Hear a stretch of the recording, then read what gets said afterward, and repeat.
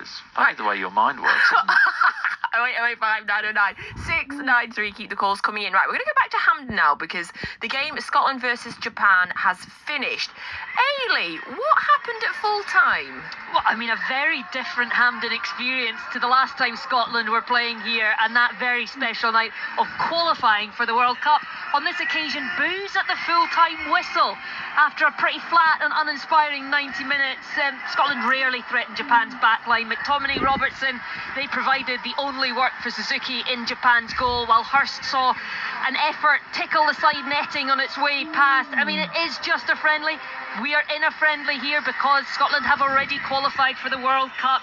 There is a bigger picture, and Steve Clarke will have been trying things out on the pitch today. It'll be really interesting to hear his thoughts after that performance and result. But this is a tough test, Japan. There will be a tough test against the Ivory Coast on Tuesday night, but it was a similar situation heading into the Euros, where Scotland had a really poor run of form in difficult friendlies heading into Germany, and there wasn't that feeling of winning heading into the European Championships. So to this World Cup, it could be a concern if that is the case heading over to the USA, but a lot of work to be done before that first match in Boston against Haiti.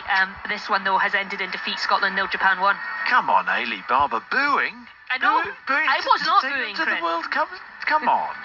You're better than that. They booed against Belarus in the qualifying campaign, and they won the game. So, you know, how we understand football fans, I'm not sure sometimes. Yeah, let's not try. Ailey Barber, thank you very much. Scotland take on the Ivory Coast on Tuesday night. That's at Hill Dickinson Stadium, you know, Chris. Is it? Yeah, Scotland are playing Liverpool against Ivory Coast. I think it's, yeah. I'm going. I'm very excited. Very, very excited. I thought there to must be there. something in that Yes. for you to sound so excited. I know, it's dead close to me. I'm dead happy. Scotland fans, though, please, I hope there's some Scotland fans that have switched over after the end of the Scotland game. I would really love to speak to you and see what you think of the booing at full time. 08085 909 693. Now we've got Chris on the line. Chris is a Barrow fan. Oh, Chris, you must be a happy person tonight. Yeah, evening both. This is why we love football. When you go to a game, you're expecting to probably get hammered, and then you go and upset the form book and beat top of the league. I think they had lost in like 21 games. We've won one game this year, and we've looked hopeless leading up to it, and then we surprise everyone. I mean, I was listening earlier on. You barely scored a goal at home this season as well, and all of a sudden you pop 2 in against the top team. Yeah, I mean, we've been awful in front of goal, and then today, even though the scoreline said 2-1, it really should have been 4 or 5 to Barrow. Second half, we blew them away. You'd have thought we were top of the league, and they were bottom. It just shows like football has a way of surprising you when you least expect it. I mean, we need the wins. I mean, we're fighting for our lives to stay in the Football League, and hopefully today can be a catalyst. And do you think it can? Just reading up on Barry, you've been through a fair few managers this season, haven't you?